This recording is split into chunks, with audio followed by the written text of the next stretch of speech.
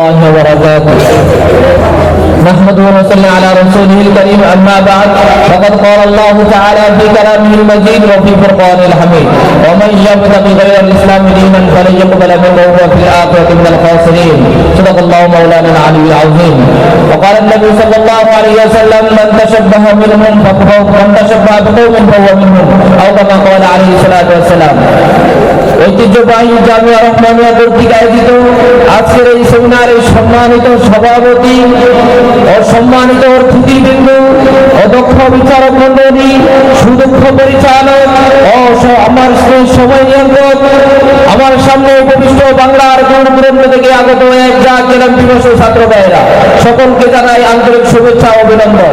আজকে আমার আলোচ্য বিষয় হচ্ছে 31st নাইট বিষয়। এই বিষয়ে আমার ক্ষুদ্র জ্ঞান দ্বারা কিঞ্চিত পরিমাণ আলোকপাত করার চেষ্টা করবো ইনশাআল্লাহ। প্রিয় সাথী বন্ধুগণ, এবার আসুন জেনে আসি 31st নাইট কি জিনিস। 31st নাইট বলা হয় ডিসেম্বর মাসের শেষ রাত্রি এবং জানুয়ারি মাসের প্রথম রাত্রিকে বলা হয়। এবার আসুন আমরা জেনে আসি এর উৎপত্তি কোথায় থেকে। খ্রিস্টান এবং ইহুদিদের জামানার পূর্বে জাম ইসলামের এক মূর্তি ছিল, সেই মূর্তির দুইটি মাথা ছিল, একটি সামনে দিয়ে একটি পিছন দিয়ে।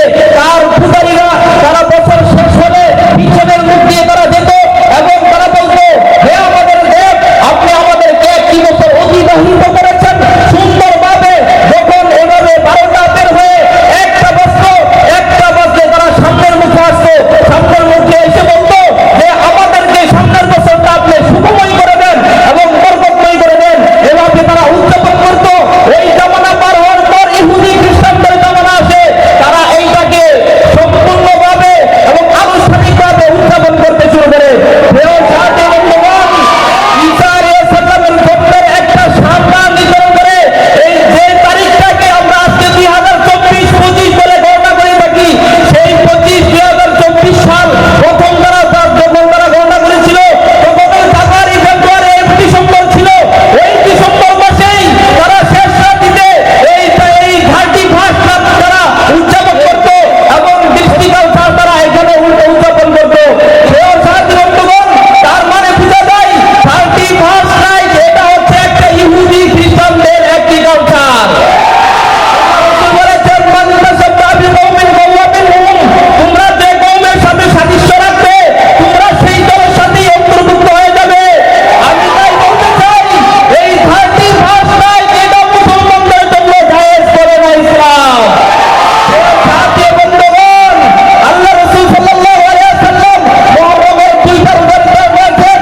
মুহররমের 2টা রোজা, একটা রোজা ইহুদির সাথে মিলে যায়, সাদৃশ্য হয়ে যায়, এই জন্য মুসলমানদেরকে একটা রোজা রাখতে নিষেধ করা হয়েছে। সুতরাং রোজা যখন মুসলমান খ্রিস্টানদের সাথে সাদৃশ্য হয়ে যাওয়ার কারণে রোজা নিষিদ্ধ করতে পারে, তাহলে 31st নাইট এটা তো অপকর্ম, এটা নিষিদ্ধ হওয়ার জন্য আরো বেশি তাগিদ রয়েছে। এই জন্য বলতে চাই 31st নাইট এটা ইসলামে জায়েজ করে না।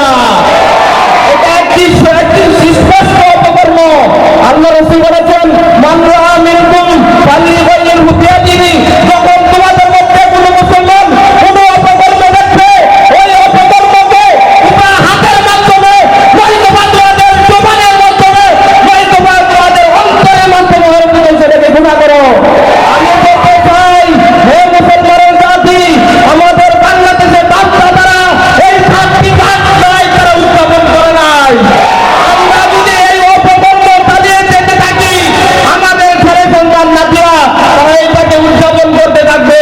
এই জন্য আমি বলতে চাই, এটাকে আমরা প্রতিহত করার জন্য সর্বোচ্চ চেষ্টা করবো ইনশাআল্লাহ। নাসরুল্লাহ ওয়া ফাতহুল করিম। আসসালামু আলাইকুম ওয়া রাহমাতুল্লাহি ওয়া বারাকাতুহু।